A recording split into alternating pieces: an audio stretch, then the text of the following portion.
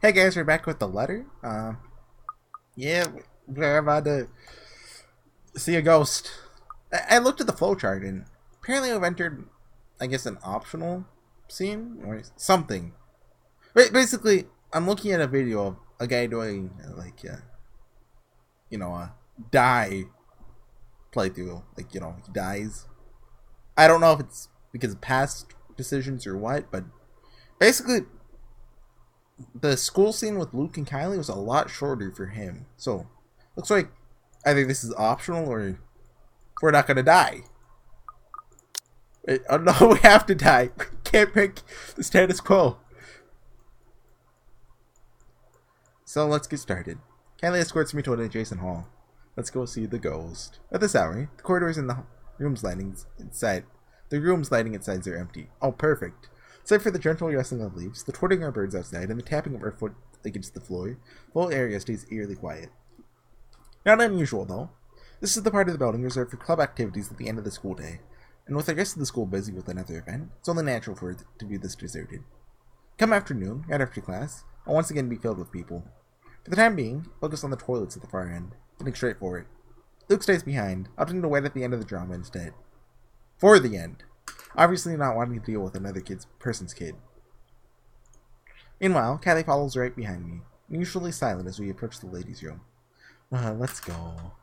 Sometimes before we made the turn down the hallway, she stopped sniffling and started singing a tune under her breath. Oh yeah, this is how we kill people! London Bridge is falling down, perfect! falling down, falling down.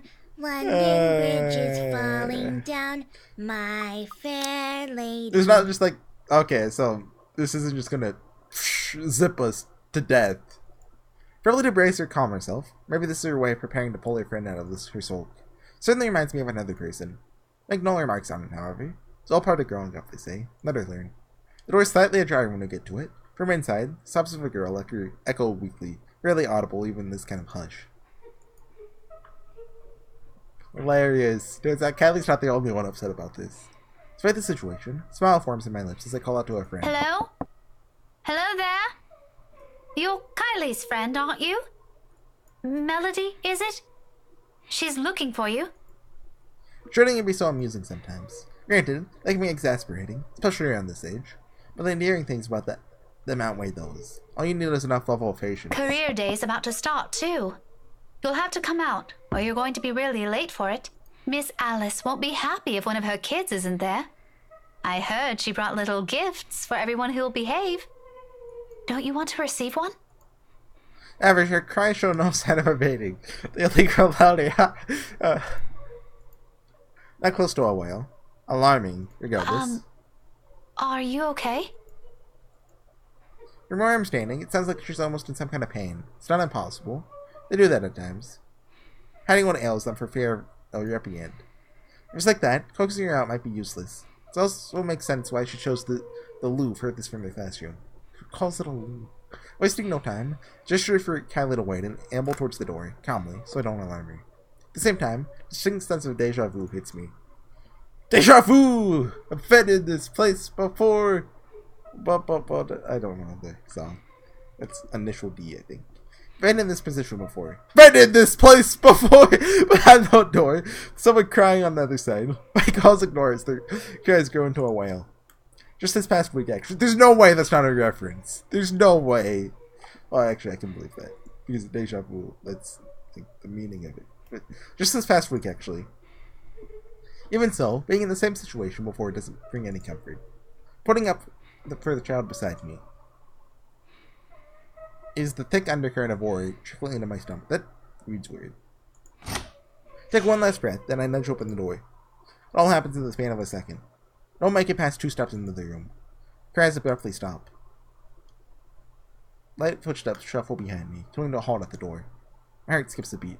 When I turn... Kylie?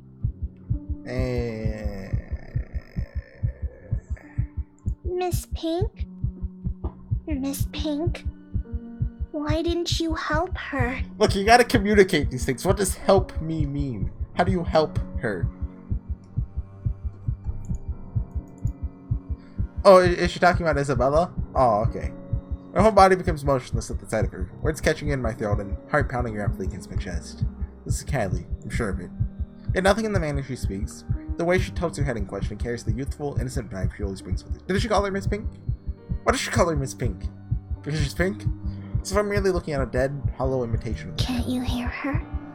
She's asking for your help. It's not those that trigger a memory. It's those chilling eyes. Calling. Beckoning. Why won't you listen to her? All at once the memory returns to me. Tide that is receded now returns to shore with an overwhelming force, carrying images of a single moment from days ago. Okay, this is unnecessary. A world passing by in a blur, and the features I can barely discern under the little light there was. Not even a week has passed. This song's pretty cool, gotta admit. This minute, I'll keep my eyes trained on the child before me. They turn to such unbearable clarity. There are no horrid wounds this time, no blood streaming down a pale face. Thank heavens. Just lips contorted into a small, twisted smile. They brim with venom. Venom! I've never expected to see in a child. Venom is if they bite you, you die. Poisons if you ingest it, you die, right? Sending tiny pinpricks of dread crawling out my limbs and winding up my neck. There's no voice acting. I'm not doing my little girl voice. You're a bad person. People like you deserve to die. Not doing it. Can't breathe. Okay, here we go. Those whispers and laughters again. Judging. Mocking. Taunting. What's that? It's saying something. Each scathing word ringing sharp and true against my ears. My throat closes in. My whole body tenses. A chill settles at the tip of my fingers, every digit gone rigid from the cold. With every single draw of breath, any struggle for air or freedom, the coils wrapped around my body tightened, dragging me down. Slowly there. Gradual, torturous descent to another bottomless abyss.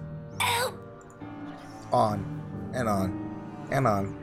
Till I lose touch with myself and the world. Help me! Till darkness claims me, and, unexpectedly, a note.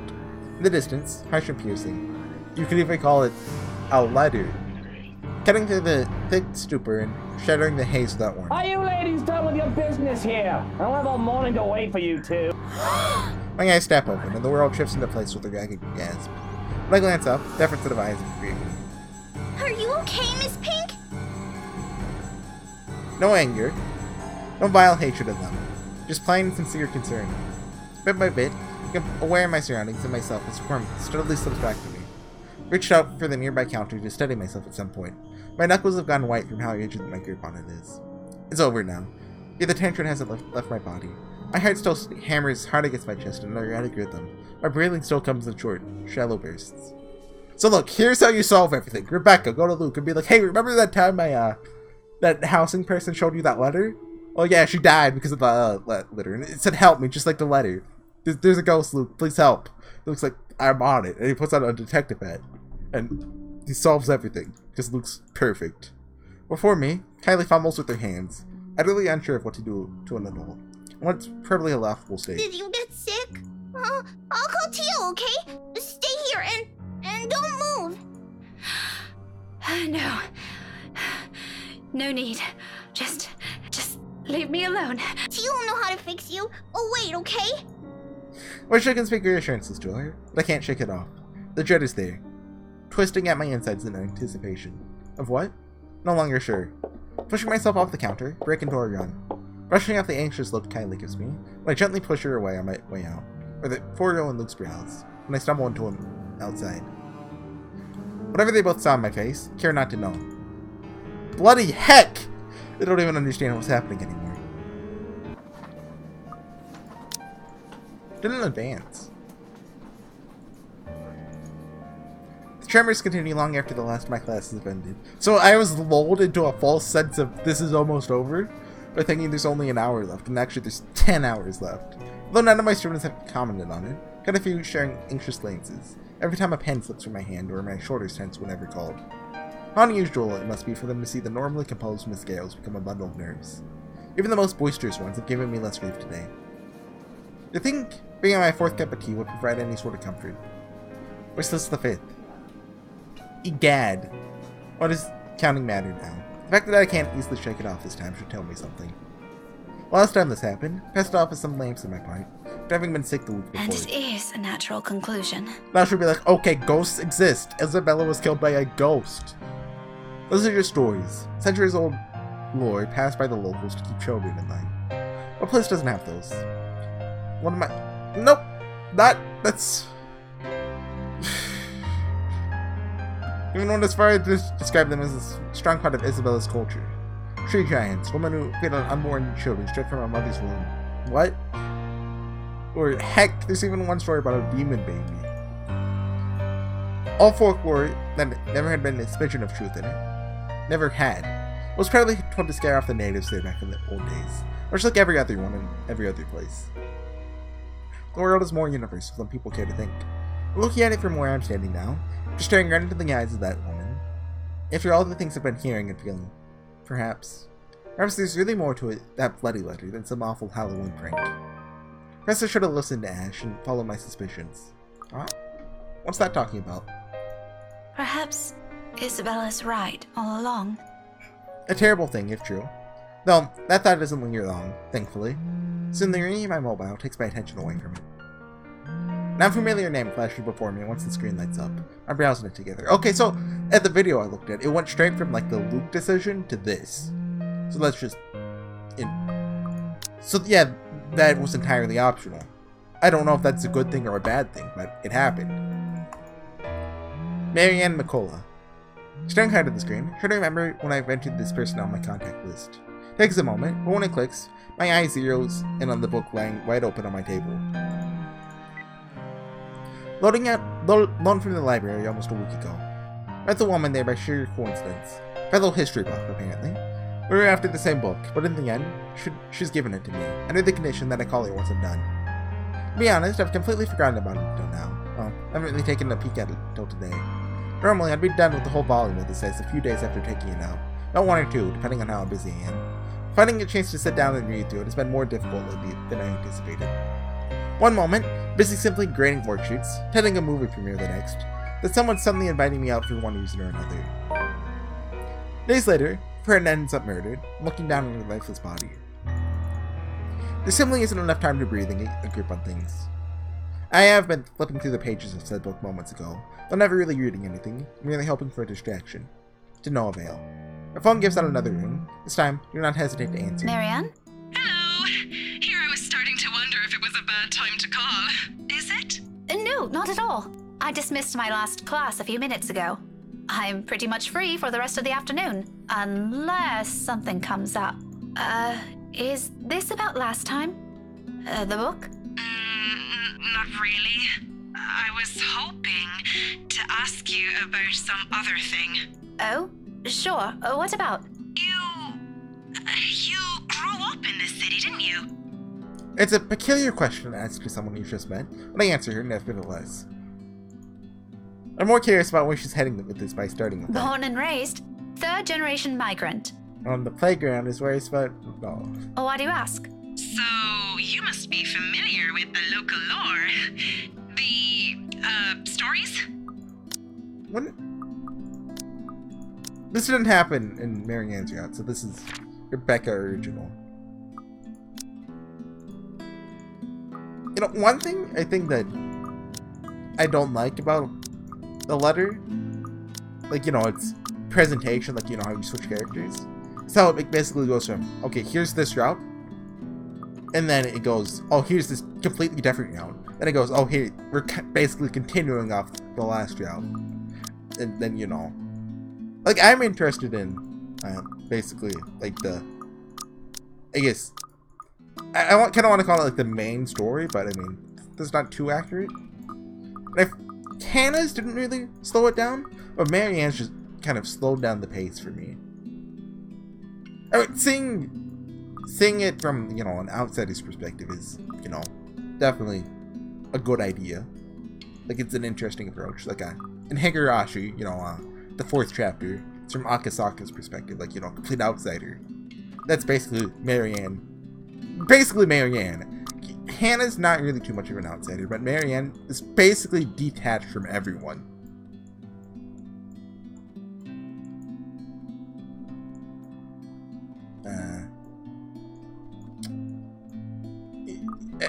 I hope that thought gets across. Just that's one of the bad points. And then when you finally get to, you know, like, I'll just call it the main story. You know, it starts off with like an hour. Oh, Zachary's did it. Zachary's, I think it was quick to the punch. Like, it was just like, oh yeah, Isabella's dead. But with Rebecca's, it was just, oh yeah, let's take like 2 hours to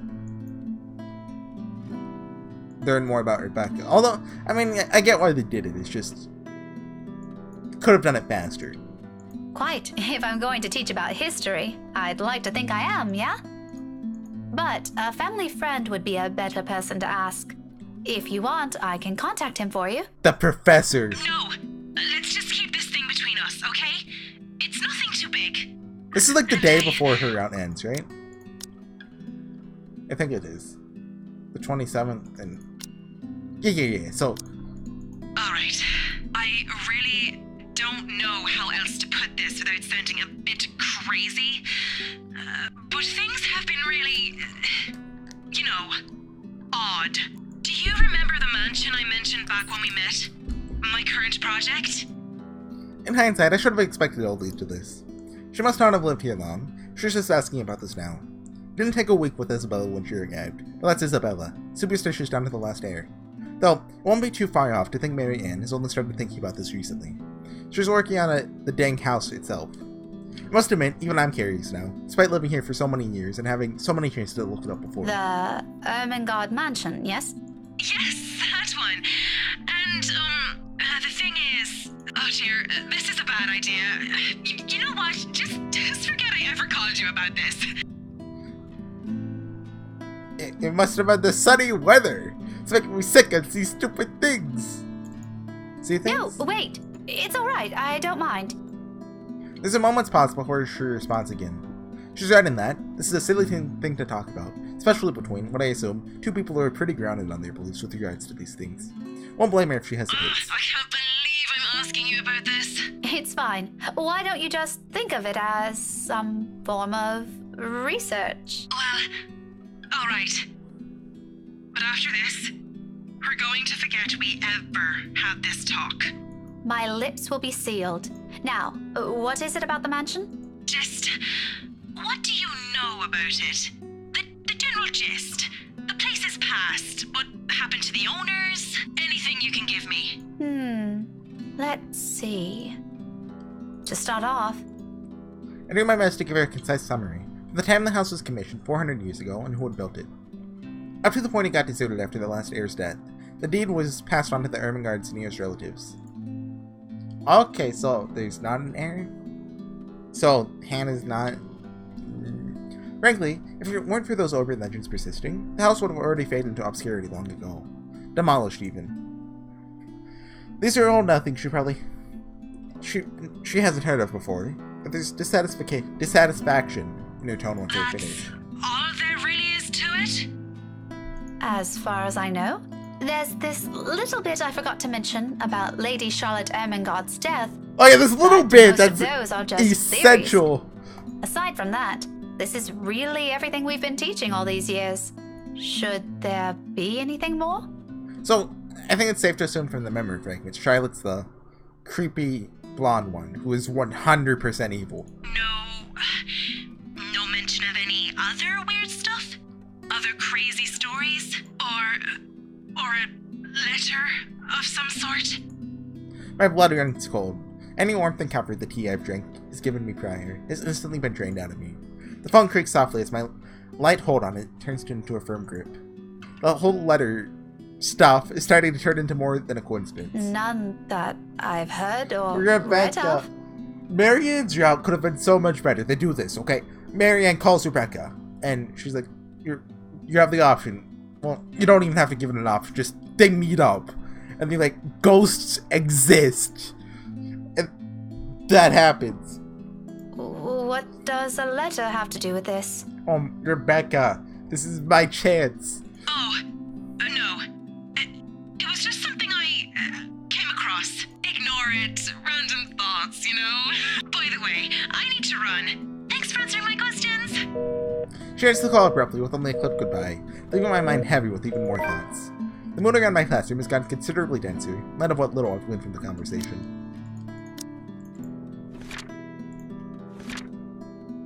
Through estranging Henry at the little girl's room, Rebecca tried to remain composed throughout her day. As her classes ended, she received a phone call from Marianne McCullough, who asked unusual things about the Ermengarde mansion. I don't think Marianne's lying about her intent. Her interest is genuine, I'd give her that, but she left a lot of things out. Get the sense she only asked because something's happening around her too. If she hadn't mentioned the letter, hadn't mentioned the letter, I probably wouldn't have made that connection. Just what the hell did we get ourselves into? Of course, there's still a lot of confusing details in this. We're in the 20 months in, we can keep going. All these things are just assumptions. No concrete conclusion to be formed with what we have. If you want to find out what we're really dealing with, I think Marianne's right. There might be something more to those stories. As absurd as it sounds, the very place that gave us the letter might tell us something beyond what we know. Tomorrow night, I have a few hours of that chance at the housewarming party. Totally not an exciting thought, since the place is privately owned now. Can't just wander around. But it's enough reason to keep the dread at bay. To step out of the room, ready to put an end to this day. There's more of this day.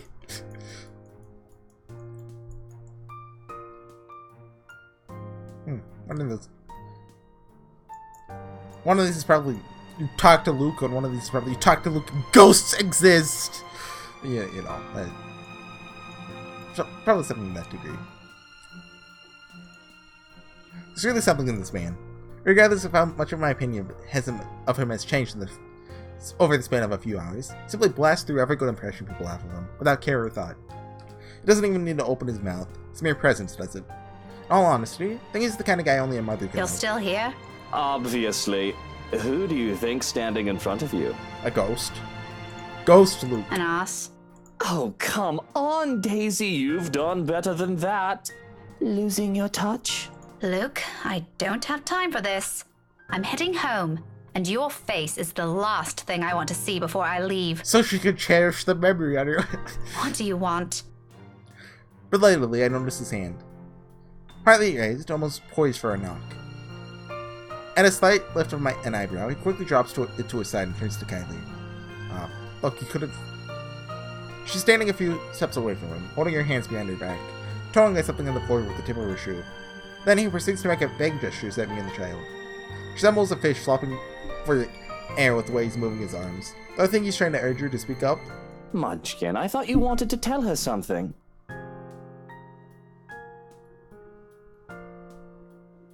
You do it, Tio. This wasn't my idea, darling. Don't worry. I won't tell Tia what you told me the other day. And this morning. Luke exhales, rolling his eyes at the ceiling and maybe praying for the universe to grant him more patience. He knows the losing battle when he sees one. He may act worse than a 5-year-old throwing a tantrum at times, but he's no match for an actual child. Nothing better than being served a dose of his own medicine, huh? Once his frustration has been properly left out, he puts a rude finger at me. Do my best to stare the offending digit down, but I can already hear the demand before it's even out of his lips. You, come with us. What makes you think I will? Because little Rugrat here is upset and worried, and it's your bloody fault. I've no idea what happened this morning, but if you don't come with us, I won't be hearing the end of it from her. So do me a favor, Daisy, and just be glad I'm inviting you. You're asking for a favor, and you can't be bothered to be polite? I don't know. It's been a really busy day for me. I kind of miss my couch. Daisy, you just say yes. A pause follows, almost too dramatic. Afterwards, his face twists into something between a grimace and a smile. As it happens, he appears like he's in a lot of physical pain. You think the man is getting an aneurysm by simply being polite. Please? He said please! Tia said it'll be his treat. What? I said no such thing, Munchkin. I only agreed to this because you requested it. I'm under no obligation to feed her. Oh god. By being nice to Luke, I extended the length of this game of this route by 2 more hours. What have I done? I promise I'll be quiet the next time I visit. Oh, alright, but just one meal and make it the cheapest. Wait, here's how this route went. Okay. Over here, down here, it's rock bottom. Well, no, rock bottom, but above Marianne's route. And then, it kind of goes up a little. Car accident happens. That's pretty good. Isabella dies. It keeps going up, goes down a little. Then it's the Ashton. Hug scene in the park, and it's either after that or during that it starts to go up again. And then there's meeting Luke, and then, you know, it's kind of back up, and now we're down here again. I'm gesturing with my mouse, by the way, if you haven't noticed. So it's like that. And Marianne, she's like, I can't gesture with my mouse because it's off the screen. He and Ashton will get along famously in that department. On a different front, the offer of free dinner does sound enticing, however half-heartedly given it is. Mostly because Kylie has nicely put on her puppy eyes, by the second, find all my choices slipping away from me. See, Miss Pink? It'll be fun! You I mean, I think feel her sad eyes are anymore, always, okay? like, 3 times the size of everyone other, every other character size. Oh, well, My mobile buzzes from my pocket, cutting me mid-sentence. For a second, spread from the act of giving an answer I already either way. Fishing the gadget out, wave a hand at him and excuse myself. Disgruntled expression is on Luke's face before I turn away. I'd be lying if I say it didn't amuse me. He's as eager to be done with this as I am, but what can I do? Checking, a message from Ashton shows up. Hey Becca, I'll be around Salem Wall this evening. Need to meet someone in the area. Might have to drop by yours and Isabella's place after. See ya. Oh, just the usual. Like what he does to Zachary, Ashton has the decency to let us know when he's dropping by. He's in the area for some business. From the way it's phrased, it sounds to be the latter. Either way, Letty is at least aware of that boundary. Not that Isabella is ever going to let him leave the building unscathed, if he ever pulls the same stunt he does with the other man.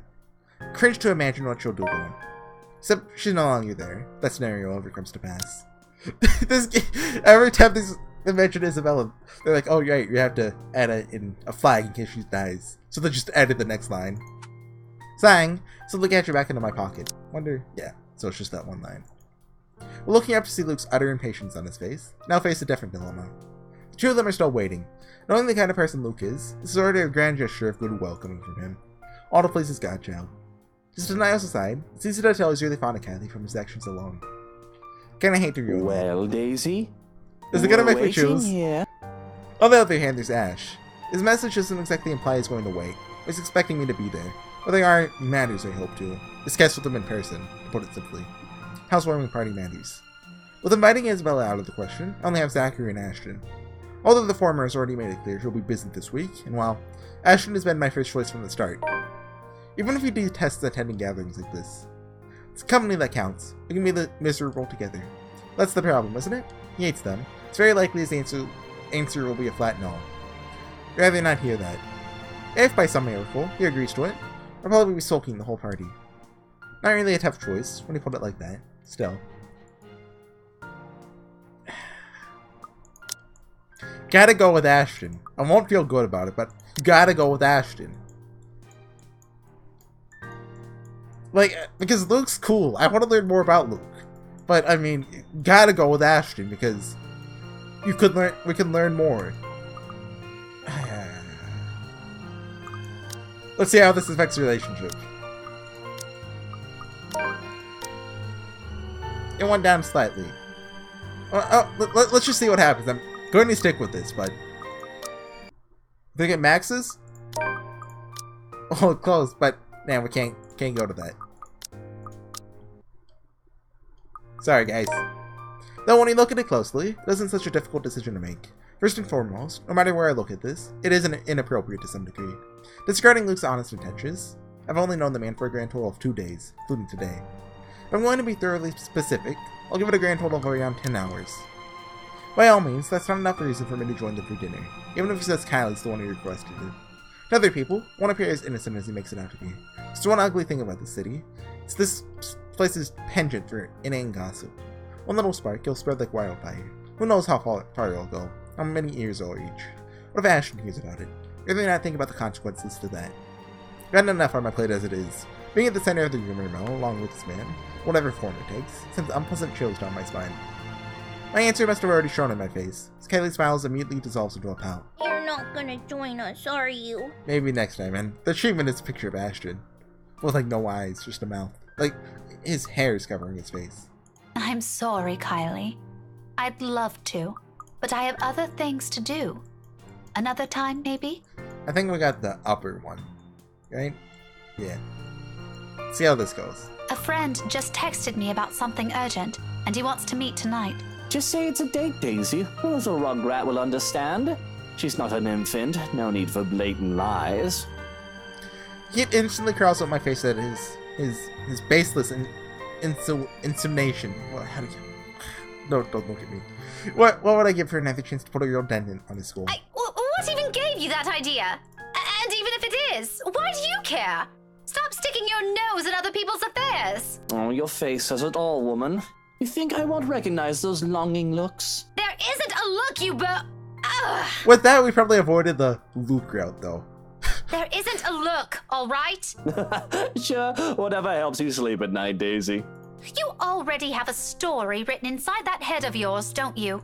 Oh, please. It's not that interesting. The color of your face does suit you, though. Matches the hair. Well, come on now, Munchkin. I'll just buy you an extra glass of that parfait. With extra strawberries? I'll get you a basket full if you want. As long as you behave. And no complaints if they don't have enough syrup again. Deal? Deal. Have fun with your date, Miss Pink. Luke's already leading the child away before I can correct her. Upon reaching the end of the hall, however, he doesn't miss the chance to shoot me another one of those infuriating winks. Does he really think women enjoy those? I'll sue him for harassment if I can. Though, I must admit, the two of them walking together, hand in hand, is an endearing sight in itself. Oh, relationship up.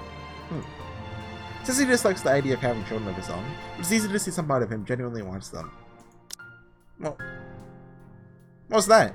Because it didn't change. Was that confirming, like, the flag was put down? What's stopping him? Sibling to mull over, along with every other confusing and frustrating thing about this guy.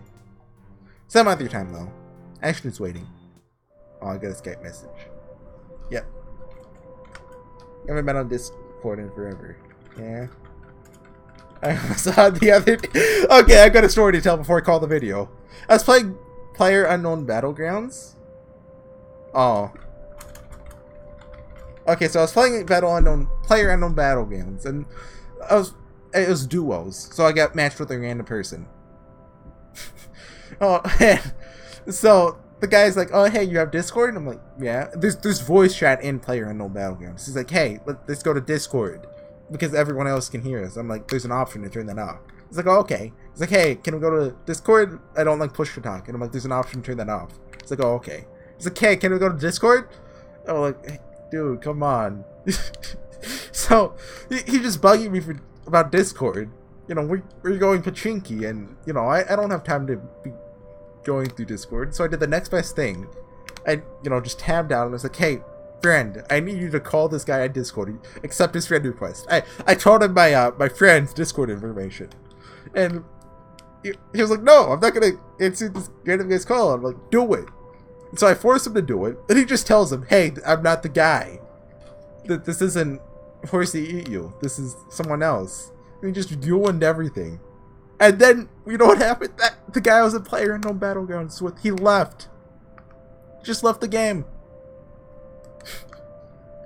And that's the story. Anyways, guys, we'll see you guys next time. When we might actually reach the finale of Rebecca's run next time. Or we might not. We'll see how that goes. I need to find OBS. See you guys next time. Bye.